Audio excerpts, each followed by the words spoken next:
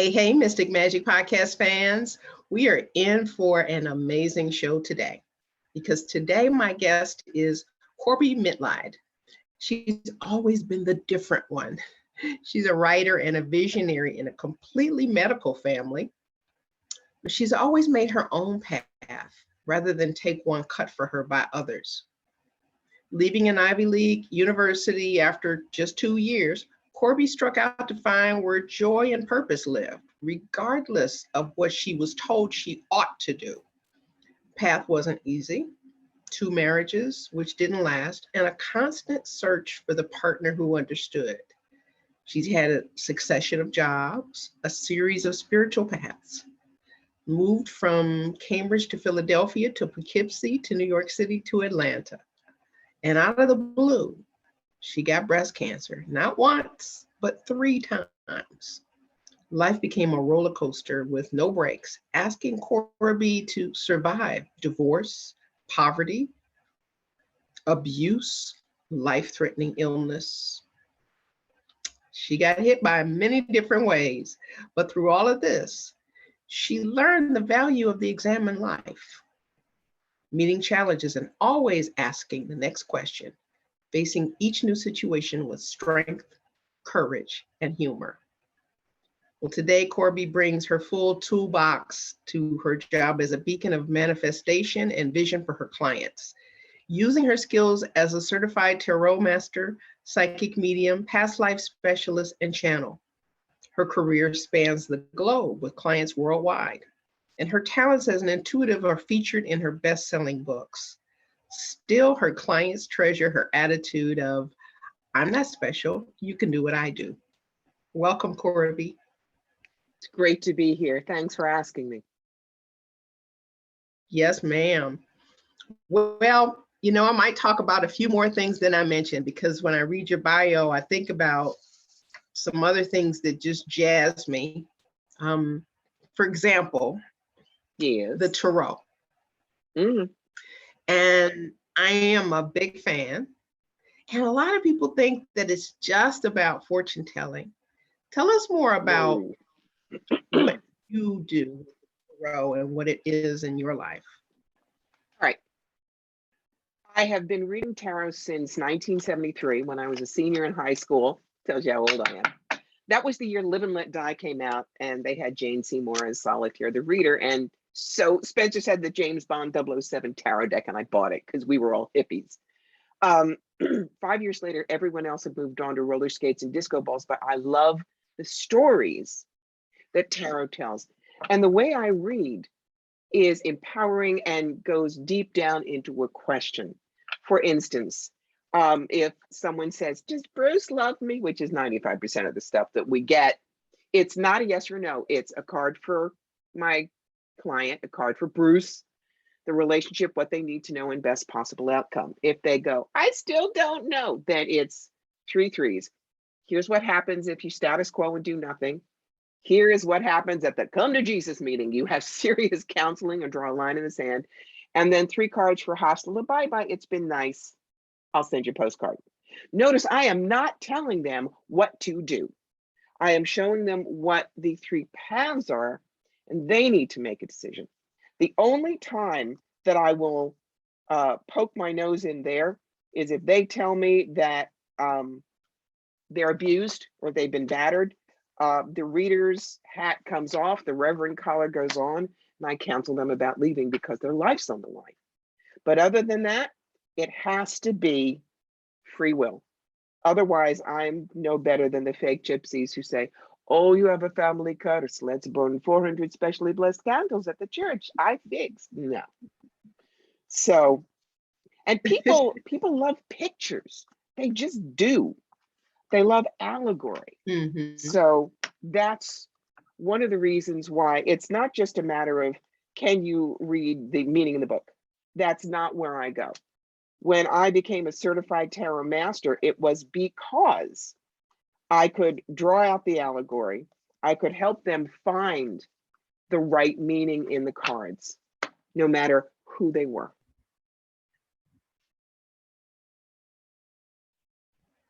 Okay. View, you went away.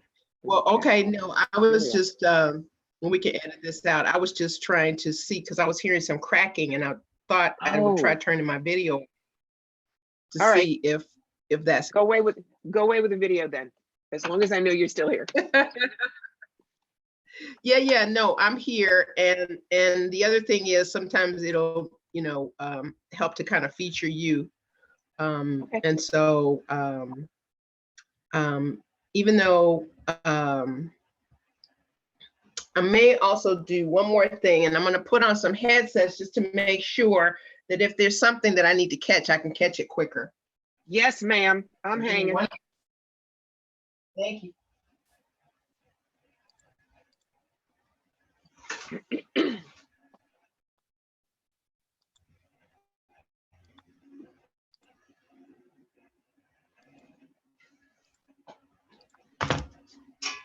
That's why I couldn't find them. They fell on the floor.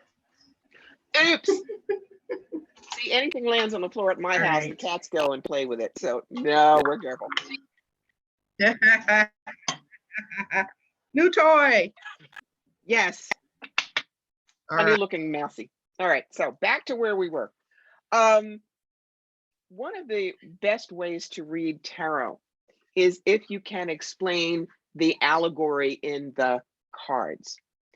Example, one of the cards that really freaks out rookies is the Tower card, because they see doom and gloom and destruction and people falling off. And I explain, no, I want you to think about it this way. Think about the imploding sports stadium. All right, let's take Boston. Red Sox want to build a new stadium. They have to blow up the first one and clear the ground. So when the Tower card comes up, I teach my people to say, okay, there's going to be change, but I need to look at how to work with it. So they're not scared. The other thing, the Fool card. The Fool card is not the stupid person. It's the exuberant rookie. Now look at the objects in the card. He's holding a rose, he has a hobo stick and a dog, and he's walking off a cliff. What's the allegory? If you grab hold of what you're passionate about, carry very little old baggage, and only tell those who are loyal to you what you're doing, you can cross mountains and fly. That's why they're not fortune-telling cards. They are reaching inside the client and helping them discover their own strengths and abilities. Yeah, I actually look at the Fool as Christ. Yeah. Going on a journey. There are all kinds of ways to discover this. There really are. Nobody is wrong. Right. Everybody gets to be personally invested in what it means to them, right? Yes. Yes. So tell me about the work that you do as a past life specialist. I'm very intrigued. I don't know if that's regression or another title I think you call yourself. That's where I would start. Because there are two things. There's regression and retrieval. Regression must only be done by a certified hypnotherapist. Why? Because if you're up there in the Akashic and you're reliving a rape, a violent death, they know how to pull you out so that you can still observe it but not feel it. As a retrieval specialist, it means you come to me and say, why am I freaked out by wet hair in my face? I can't have it any shorter, longer than this. I'm the one that goes up to the Akashic, pulls down the book and says, read chapter 2. You do get the information, but it is not as viscerally immediate. And it's also much safer to do in a public setting. I would never do a regression or allow it in a place where you have people that you don't know and your shields are going to be up a little bit. Now, how does this work? A couple of examples. Woman came to me at a psychic fair and said, look, I'm really worried about my son. He's 29. He won't live more than a mile from me. He asked me about every decision in his life. What's going on?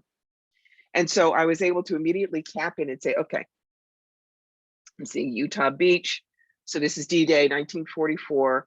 Your son is one of the soldiers on the beach. His leg's pretty mangled. You're his commanding officer, and I see you dragging him over a dune. You take some shrapnel too, but you save his life and you both get out of there in one piece. And I opened my eyes and she says, can you see what my rank was? I said, yes, you were a sergeant. She goes, he's called me Sarge since he was 3 years old and we never know why. Boom. She did not need to relive all of that trauma, but she got the answer that she needed. Okay. Great. Spirit, when I say people can do what I do, people do have specialties. Spirit rifles in your file cabinet to see what you got. Me, theater major, so I understand characters. Writer, words are my drug of choice, which is what I often say. So I know how to build the storyline. And I have been a history freak since I was yo-high. So whereas two of us who see past lives could see the same thing, somebody without my particular recipe could say, well, it's a long skirt and a big hat and it's in front of something very fancy, so it must be old fashioned. I would see the same thing and go, okay, hobble skirt, picture hat, that kind of ostrich feather. You're standing in front of the Brandenburg Gate. So this is probably Berlin in 1911 or 12. Which one's going to give me more information? On the other hand, I don't use a pendulum because I have a slight benign tremor in one hand. So I'm not sure if the yeses or nos are correct. And do not ask me to do spirit art because I can't draw a stick figure with a sharp pencil and a lot of prayer. So it's one of the other reasons when you're going to talk to an intuitive counselor, don't expect us all to do the same thing. We have specialties like doctors do. Right. Now, you said that you love words. Let's talk about your book, The Psychic Yellow Brick Road. You got a copy Can I there do the handy? Vanna White thing? Yes, yes. So what's inside? Okay. There are 6,942 books on psychic development. And that's good because, as I say, you can do what I do. Everybody's got the same wiring. But not everybody wants to. Just like you can go to an art museum and admire the portrait work, but not want to learn to paint. So this book was developed because of a single incident that I saw 15, 16 years ago in Canada. It was a 250 booth fair, and they're enormous. And no matter how good the promoters are, there will always be a couple of fakes that sneak in. Well, the woman across from me was a fake gypsy. And so we saw somebody walking down the aisle and the fake gypsy comes out, runs out and grabs her arm. Now this is called hooking, and it's as bad as the other kind of hooking. And she says, oh, you don't need to pay $30, $40, $50. I need your palm for 10, come. Drags the woman behind her screen. 20 minutes later, a bunch of us see the woman leaving, crying hysterically. We run to see what happened. Well, the gypsy said, oh, you have a family curse. How many in your family? 4? You have a dog? $50 every family member, 25 per dog. He's small, we fix.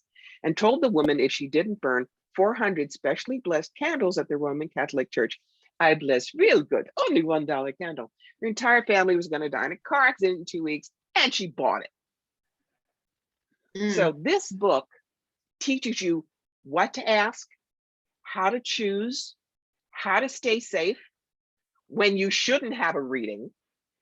And I don't care if you never come to me after you read this. If it helps you stay safe going to another intuitive, I did my job, all boats rise. But the thing that I loved was that a lot of psychics who read this book and laughed said, I wish I had had this book when I was starting out. It would have been so much easier. And the example that I give is right here. Does Bruce think about me? No. Has he ever thought about me? Not the way you want. If I do such and such, will he think about me? No. Is he going to call soon? He's not. Well, if he isn't going to call soon, he's going to call later. Notice this client wants her answer.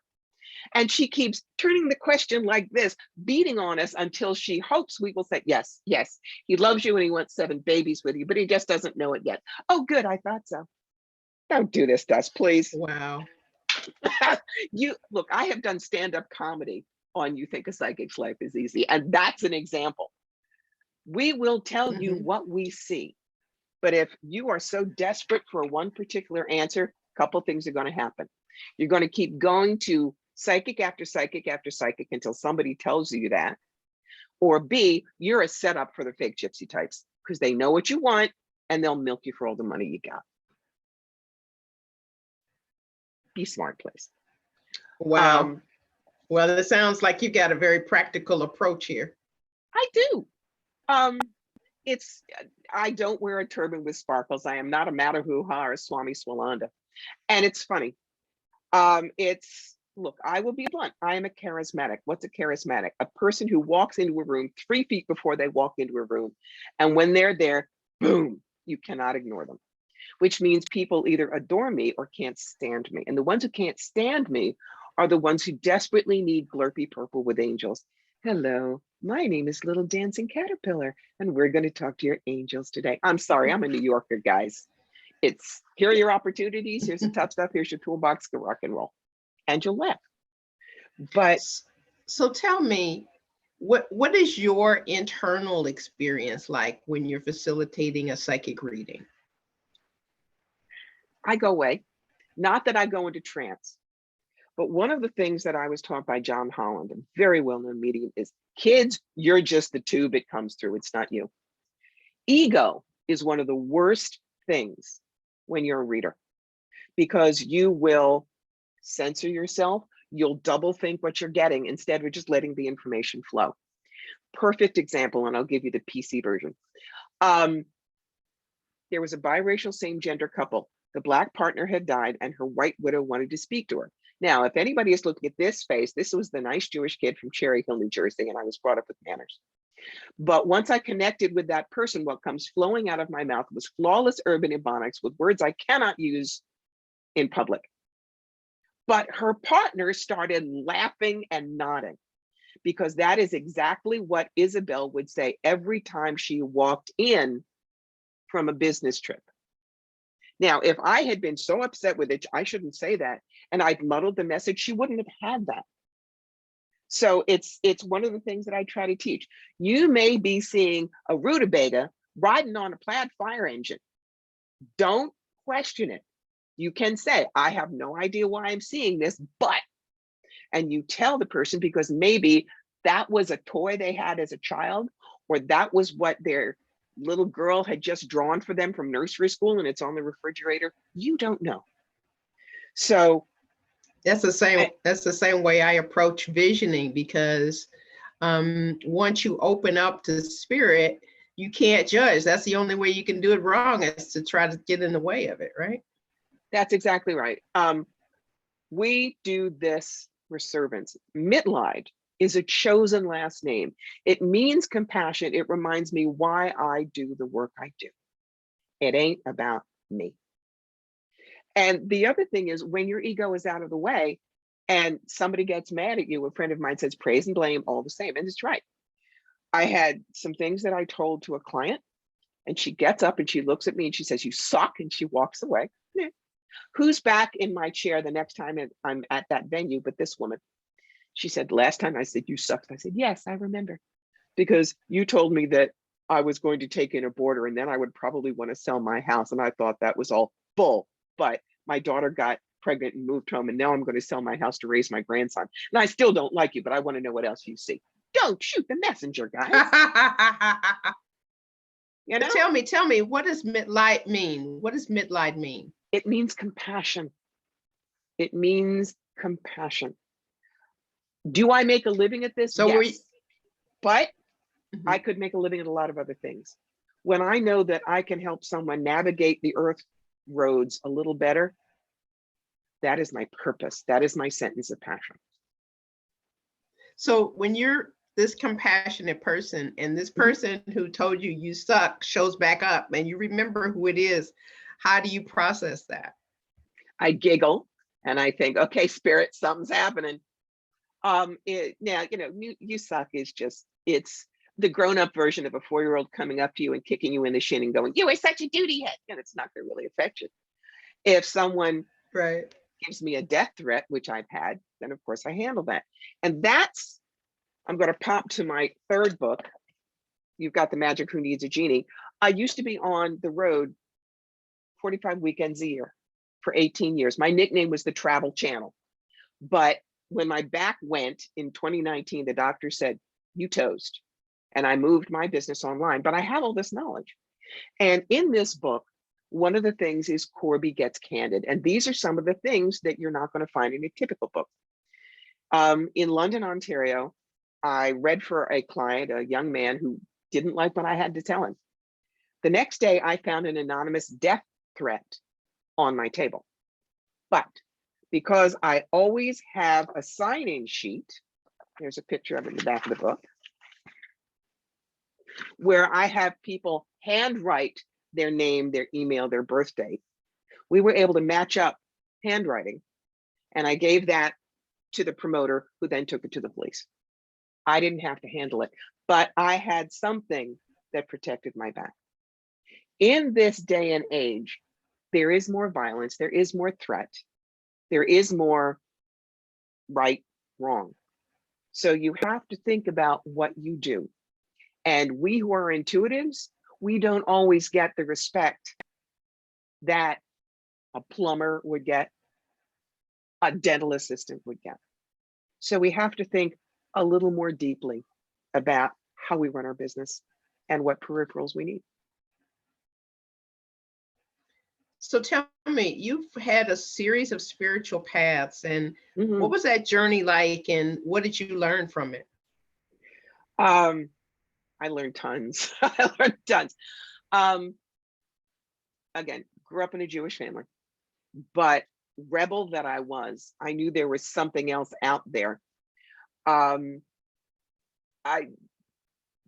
story, when I went to Hebrew school, and Max Wein was our rabbi, you know, your typical little rabbi.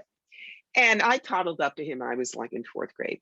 And I said, Rabbi, you say that the earth was created in 7 days, but my science teacher said it took millions and billions of years. Which one of you is lying? I was thrown out. That was it. So I'm a questioner. The first one I did is I looked at Wicca through Blue Star in New York City, and I'm still dear friends with Zipporah Katz, who was high priestess there. She still calls me Brat. I still call her boss. I have looked into Buddhism. I have looked into Christianity. I have looked at every path that has healing, service, love, and humility. It is where I go. So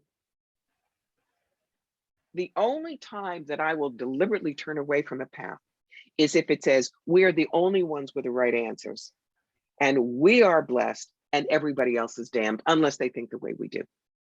That is human ego. That it's like I say, there's a big difference between Christianity and churchianity, baby. The Christ That's another consciousness. indication that you're, that's another indication that you are a woman after my own heart. Go ahead. Yep. The Christ consciousness is effectively who I work with. Jesus just happens to be the most famous suitcase thereof, but it's come down in other forms as well. And interestingly, going back to the past life stuff, when someone who is absolutely Bible centric says, well, the Bible says that we only live once, and so you're wrong. I go, no, you're right, because it is the soul that reincarnates again and again and again and again. This recipe, one Celeste, one and done. Corbie, one and done. We only get this recipe once. And the way I try to explain it to people when they can't get that figured out is I say, let's look at the actor Matt Smith. Matt played the 11th Doctor on Doctor Who. Yeah, he's my doctor. Funny and a little crazy and a best friend. But when he was done playing that part, he went to play Prince Philip in the first 2 series of The Crown. Totally different person. Matt Smith is the soul, the doctor, and the prince are 2 incarnations. Completely different, one and done. So that when we transition up, that personality coat gets hung in the closet. Now, can I speak to my father who died 20 years ago? Absolutely. He was my best friend. He was a brilliant and compassionate physician. And when I do medical intuitive reads, he'll very often come in. Now, he transitioned into his full soul self decades ago. But when he comes to see his daughter, he does pull out of the closet the Jerry Dorkin suit and puts it on. And it really feels like it's completely dad. Okay, that's how that works. We come down here to learn certain things. The other thing I want to talk about is karma. Please, please, please. Karma is not carrot and stick, bad and good. Karma is 5 things: healing, service, contrast, unbalanced energy, and healing of beliefs. Now great example of this. Remember Ryan White, the kid in the late 80s who had AIDS very early in the epidemic? And everyone, I mean, he got it from a blood transfusion, but people, he's a pariah, he's terrible. People who think bad and good think, oh, he must have been terrible before. Look at that. But he became friends with Elton John. And at that point, Elton was drinking and drugging and basically killing himself fast. Elton was so moved by Ryan's bravery and humor and compassion in the face of this horror that when Ryan died, Elton played at his funeral. Elton got clean and sober off everything and has been that way for over 30 years. And then started the Elton John AIDS Foundation, which since then has raised $500 million for AIDS and HIV support and research worldwide. Ryan's soul, in my understanding, said, all right, life of service. It's going to be a tough life, it's short, but look at everything we can do. So the soul chose to come down. Ryan is a part. Don't say, well, why is it so mean to him? No, because we are only a role. We are only a role. And when we pass, the good parts of ourselves are what the soul absorbs. The rest is gotten rid of. For instance, with my father, he was a wonderful, incisive physician. God, he did terrible puns. He was loving and kind. That's all up there. What did the soul hang up in the back closet that is way in the back, no longer needed? Anxiety, depression, and my father was a hypochondriac. Yes, a doctor can be a hypochondriac. That was what he used to learn down here, but it's no longer needed once that personality is finished. You seeing how this works? Right. Okay. I get it. And, you know, there's no connection between a soul and the time that they're in embodiment. I mean, everybody comes here for a purpose. I've done funerals for 2-week-old babies. And yes, that energy was able to change lives. It doesn't matter how long you're here. That's right. And, you know, what happens with things like a miscarriage? I dealt with that yesterday, as a matter of fact. What I saw was the embryo was going to come in with spina bifida. And the soul said, no, I need to come in with a rocking and rolling full body. And so the soul popped out, miscarriage happened. The kid will come back in a better body. Just go back down the slide. You do not, when you have a miscarriage, you do not lose the soul of your child. The soul comes back. And you will have either in your own child, or I guarantee that soul will make a connection with you somewhere else in your life, because the two of you have that contract together. Yeah, I believe that. I know that's true. So tell me, what is the examine life for you? I mean, it's really, for me, is it really a matter of consciousness?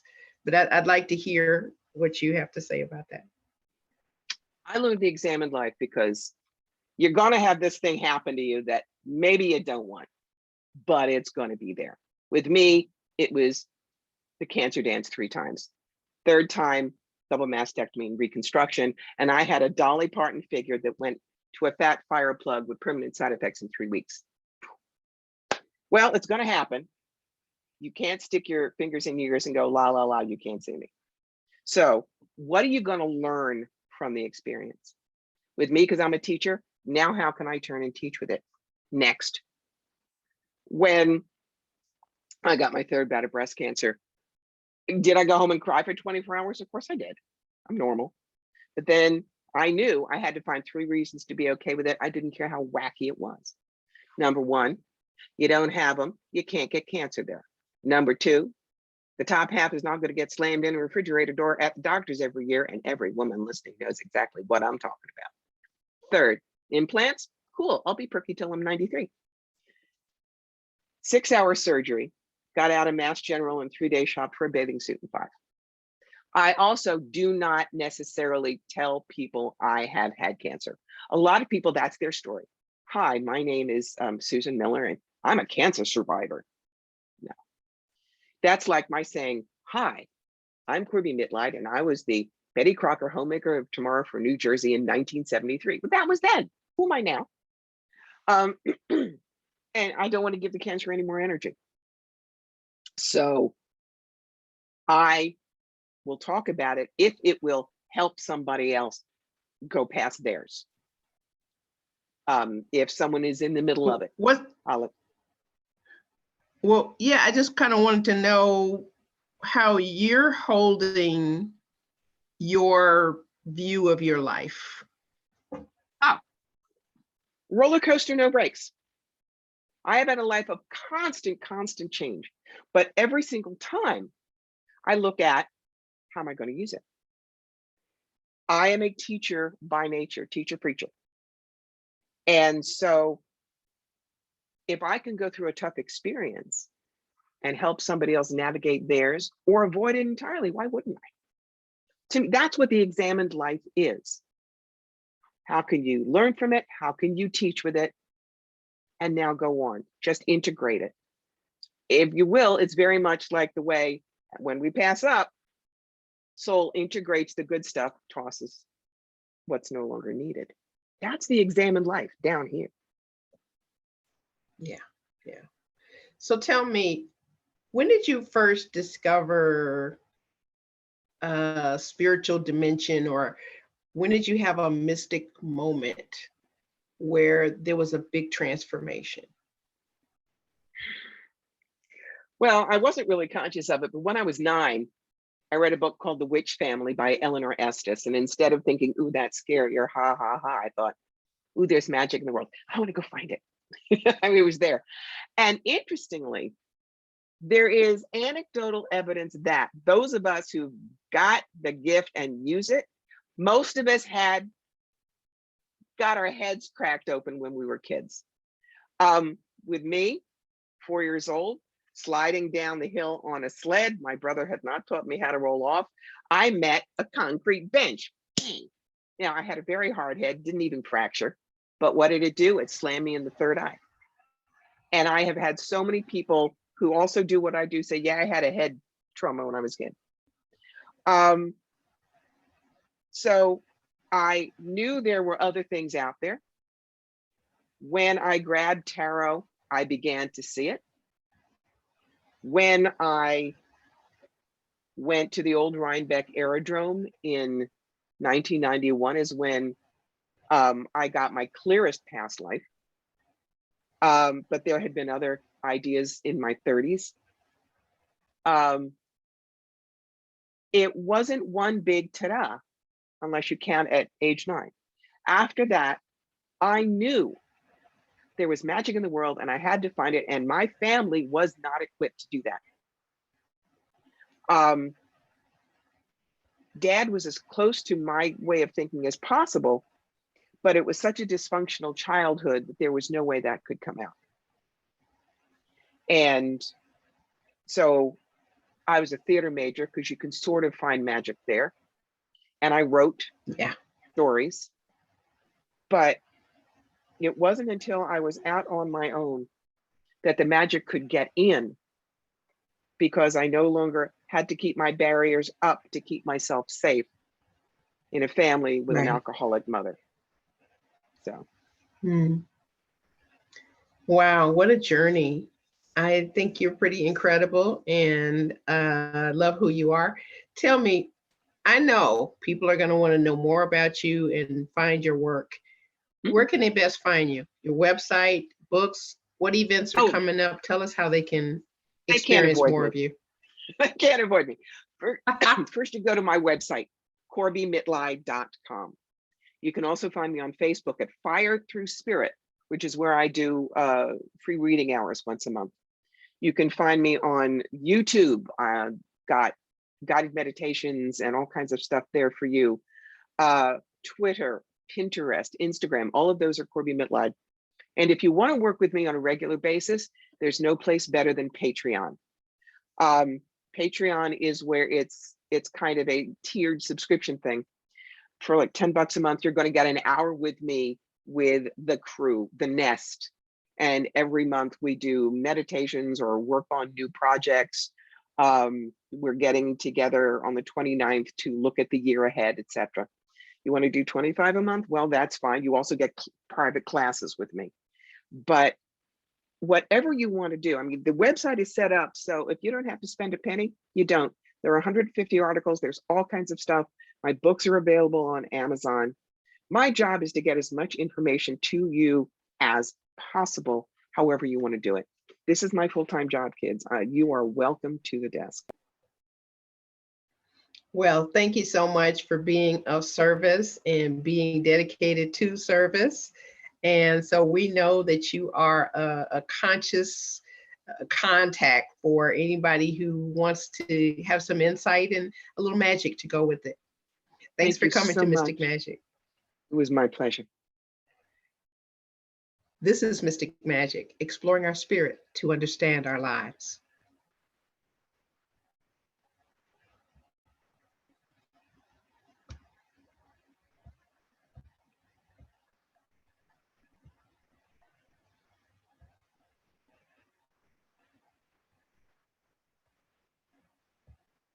Okay, we're out.